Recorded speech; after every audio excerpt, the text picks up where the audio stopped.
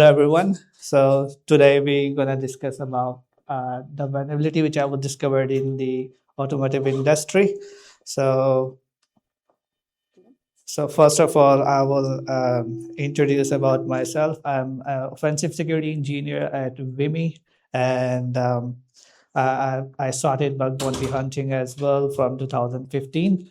So so I got few like 100 plus acknowledgement from countries like from companies like Microsoft and like like different companies. So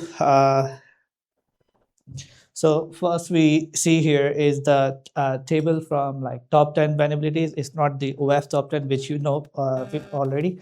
It's a chart from HackerOne. These are the most repeatedly reported vulnerabilities on that platform, which is number one is like access vulnerability, which is most repeatedly on the HackerOne, and the all others are over here as well.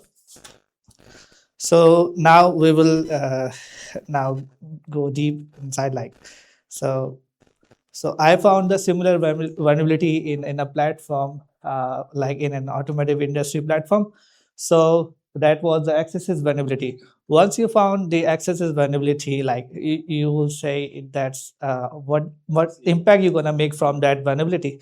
So from that vulnerability, actually we can take over users' accounts, and people normally try to like hack cars like from the relay attacks and like trying to like and enhance the signals to steal the like to open the car and like kind of other physical attacks basically.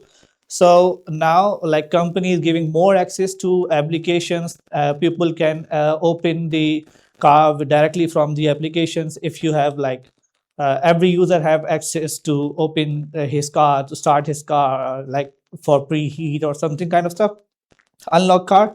So if you have access to any user's account, so you can do that stuff as well. So if you gonna hack that account, so you gonna hack the cars as well. Like if you can hack one account, you can hack multiple account as well. That's the similar vulnerability like we will discuss about in detail now. First, I found the accesses, and then what I have done, I found a request. In that request, if you will see that their whole API was only relying on one token, which is access token, like authorization token. So that authorization token basically was enough to perform any action. Like if attacker have that token, he can attacker can perform any action like open car or any stuff which they want. We will see how we get that token. So on the next step, you can see that like how so our next target was how we can get that token from accesses vulnerability, because it was on the header. We cannot directly steal like a token from the header in an accesses vulnerability. So we have to find a way how we gonna get fetch that token. So I found a way where a web request which was generating the authorization token from that request. But that request was also relying on like three other token values, which was, you can see, refresh token, client ID, and the code verifier. Now we have another target to generate the access token with these three values. If we have these three values, then we can jump back to the access token which we require to unlock the cards, like or do anything which we want from user account. So I was able to find these values. I will show you in details how we can how I was sorry, how I was able to perform like to get these values. So so after that, with the jQuery exploit, you can directly like uh, automate the whole process and like create multiple functions to do the web request. So now Like normally people try to change, once they found the accesses, they try to change email, like try to change passwords or steal cookies, but email change, or a password change, they have current field at the moment right now. So normally they do have this kind of protections. So what they like on cookies, basically like they have secure flags or some kind of stuff so you cannot access via JavaScript as well. So what next then? Like what like next step to identify the problem. If you want to hack someone account, you have to see like how what's the problem here. From that problem, we gonna perform the account takeover. So so the first problem, like that's the problem number two here. No worries. The problem was, this is the original request from the website. Uh, in that request, you can see the authorization barrier token was enough to perform profile change or anything like any action. That just a single request. All of the requests was relying on the authorization barrier only, nothing else. So even if you remove that cookie or from there, it was still working like a charm. So so next step as an attacker. So as I told you, like how I was able to get that request. So once you found the vulnerability, like, so you have to find the way to exploit that vulnerability. So how I was able to get this request, that this was generating the access token. So basically, um, with the verb request, you can once you try to like pen test a web app, you trying to explore all the functions which you can from that web application. So you have to start like capture the traffic as well from that site. If you will capture that traffic, like it will show you like all of the web requests from there in your target section of the burp. So you will have, you should have to try to go through all of the functions on the website, so you can collect as much as request, like as much request as you can. So if you have all these requests on your target section, so from that target section you can actually use the search function over there. If you will use the search function, you will copy your own authorization barrier and put that authorization barrier on that section. You will be able to see like somewhere in the response, on the response, you will see your own authorization barrier token. Like from that response, you will be able to find the what was the request. Like you kind of doing reverse stuff. So from that response, I was able to know like this request was generating a response which was actually disclosing a barrier token. So now now we have that request, but we don't have the values over there. So so from that token, like you have now three values. So like it will be a person. Yeah. Yeah. So now we have to find refresh a token, client ID, and code verifier in order to generate the authorization barrier.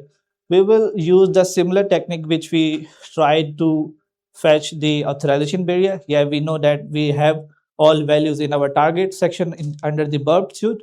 So we will, but now people normally now try to store values in the local storage area, which they shouldn't do. So this company did the same mistake.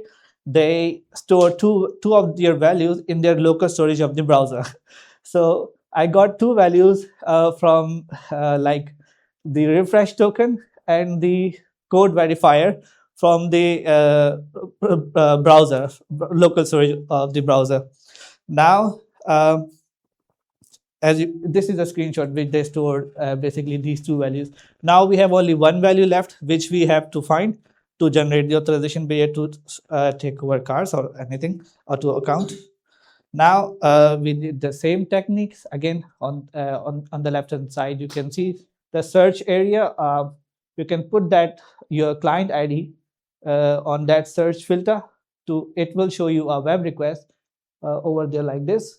That was a journal link. Anyone which can access that link. So from that link,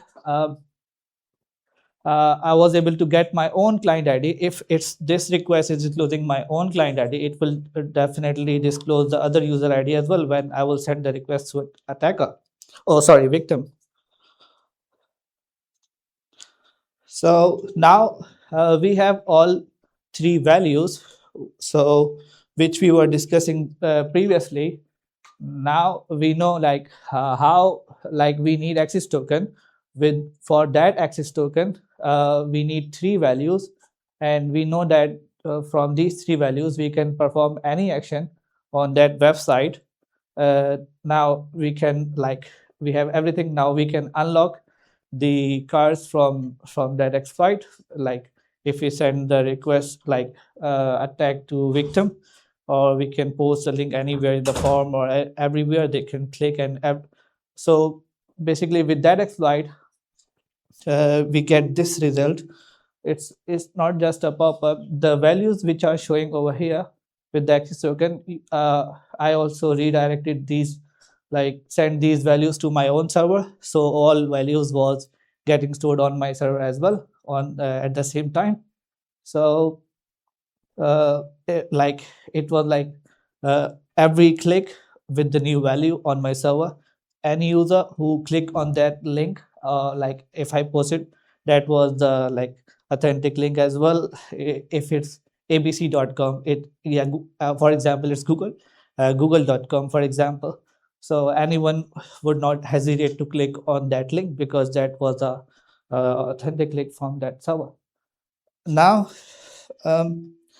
so uh, now we know like we are able to take over. Now we will discuss about the solution on that, like how to fix these kind of vulnerabilities.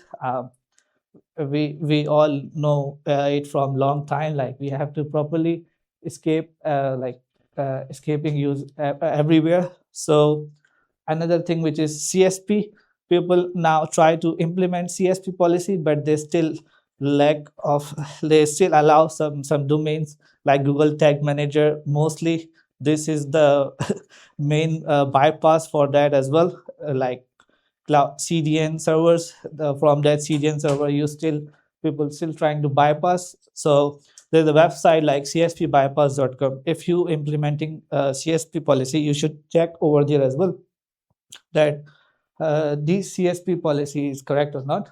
So there should be no bypass for that. Otherwise, there is no benefit of implementing CSP. Other thing which is never store like on local storage. You should never store anything on the local storage because it will be easy for attacker to get the values directly from the from the browser's local storage.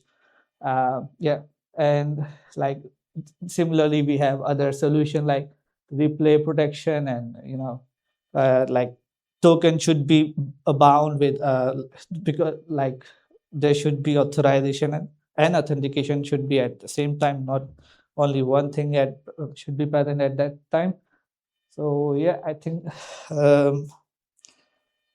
do I have thank you for your attention for this.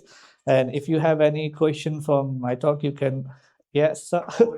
Yes sir, sure. So this is a real life automotive company. Ye- This goes to vulnerability. yeah And they fix it.